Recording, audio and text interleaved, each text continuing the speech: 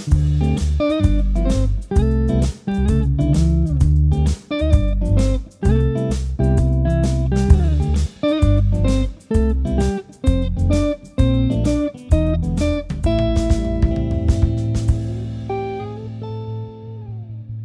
everyone, Happy New Year and welcome back to the channel. This is the first proper video of the year that's not a music video, and the first video of this type I've done in a while. I'm sorry about that. I'm going to try and make this more regular going forward.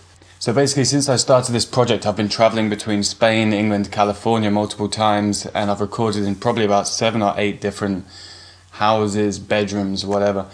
And the only way this has been possible is because what I do can be done with a bare minimum of gear, and with this video I hopefully want to show you that it's really easy to start recording music and you don't need that much stuff. You just need to care about what you're doing and make the most of what you've got, most importantly. I'm going to say most like 100 times.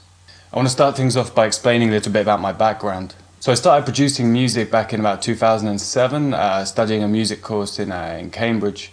Not the Cambridge University, but like another college where they let people like me in. After this, I set up a recording studio and I started recording my own music a lot, and then producing and recording other people as well. During this time, I went a bit crazy and I bought like a ton of gear. I had like 15, 20 microphones, rack-mounted effects, amps, whatever I could find, MIDI controllers and MPC samplers, whatever. And I realized after a while that I wasn't actually using half of this gear, and it was just there because I was hoarding, I was collecting, and I liked things that lit up and made the place look cool. So when I left the studio about a year later, I completely stripped down my setup. I sold a ton of gear, some of it out of necessity, paying rent, and some of it just because I didn't need it. And due to the advancements of DAWs, the digital audio workstations and programs you can use and download, even free ones, it's made everything so much easier and so much more accessible for everyone.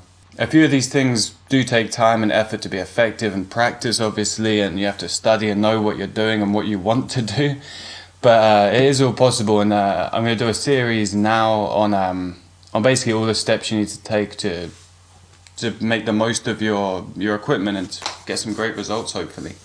For me, the most important thing is to find a DAW that works for you and that you're comfortable using. So myself, I use Logic Pro. I've been using it for about 12 years, so right now there's no real alternative for me. I'm so stuck in my ways with it that it's not even worth starting again with a new one. But it's all personal preference, so you could try Ableton. Reaper is a great free option. While Logic does cost £220, £230, Reaper, there is a free version and a paid version, so if you're just new getting into recording, then it's well worth downloading, trying out if you like it, and if it starts to limit you, then you can upgrade. So you know, there's options for everyone. And if you're buying an interface or like a MIDI controller, they usually come with a free, at least trial version of a software like Ableton or Cubase. So you know, try them all out, try all these free trials, make the most of it, find what works for you, and then run with it. The next thing, and one of the most important things to find, is a good interface. So myself, I use the Focusrite Scarlett 2i2, which is a small portable interface, 2 inputs. You can chuck a mic and a guitar in at the same time, record yourself, or 2 mics, whatever you want to do. And it's a durable, solid, reliable piece of equipment. It's got great preamps for the price. I think this costs about £150 and like $180, whatever.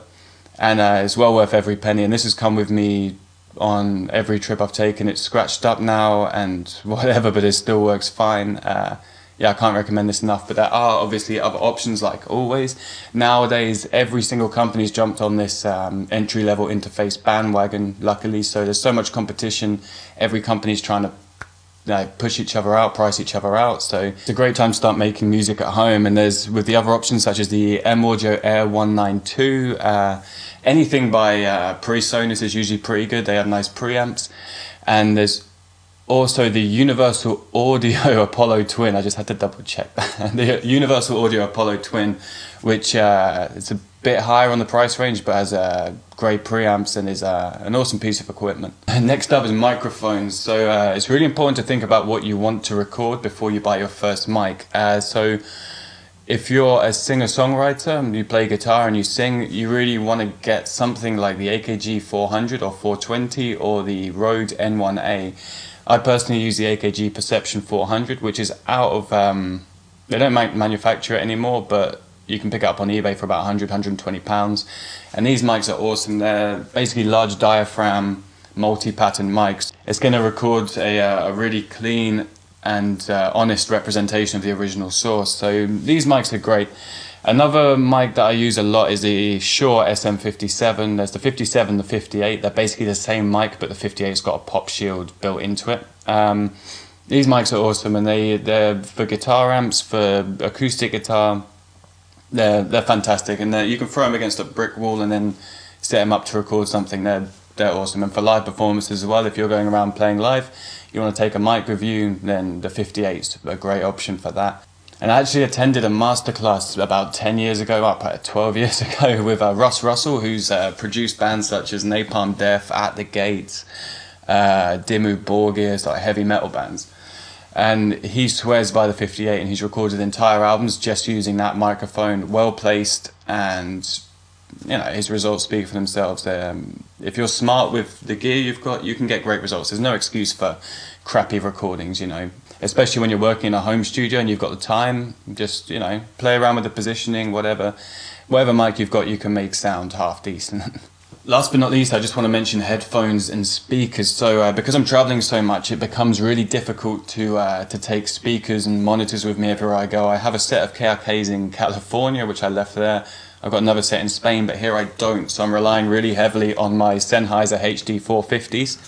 I bought these in an airport just on a whim because I needed some headphones for the trip, and they've turned out to be a really good buy. Whenever I'm recording guitar or whatever, I DI my guitars. I use programs like Amplitude or the amps in Logic to get my guitar tones, so just having them in the headphones it works fine for me. Having something like the KRKs in your home studio is great, just because when you're mixing, even doing like rough mixes, it's so much better to have the speakers there than just doing headphones the whole time. And just to wrap it up, that's basically all you need. You know, you have your software, you have a good interface, a microphone, and some headphones or speakers, and you're ready to go. You don't need anything else, really, for now, to begin with. And it's nice sometimes to listen to an album like Elliott Smith, I think it's the EXO album, and that was recorded with sort of one or two microphones in someone's living room, and it sounds amazing. It's got that great lo-fi edge. So if you're a singer-songwriter, like I recorded Saturday Superstar, was just one SM57 on the table in front of me, and you can get the room noise and everything. It sounds kind of edgy and 90s and kind of whatever. It's cool. So just play around and see what works for you, and if you have any questions, please leave them in the comments below and I'll get back to you as soon as possible. And also give me a shout with what you want to see in the next video. I'd like to talk more about actually recording and little tips and tricks I have for getting decent results in situations like this where I don't have a studio and I'm just recording in a bedroom or a living room and whatever. So thanks so much for watching. Remember to subscribe if you like what you see. Check out my music on the channel, and thanks so much for watching. Much love. Peace.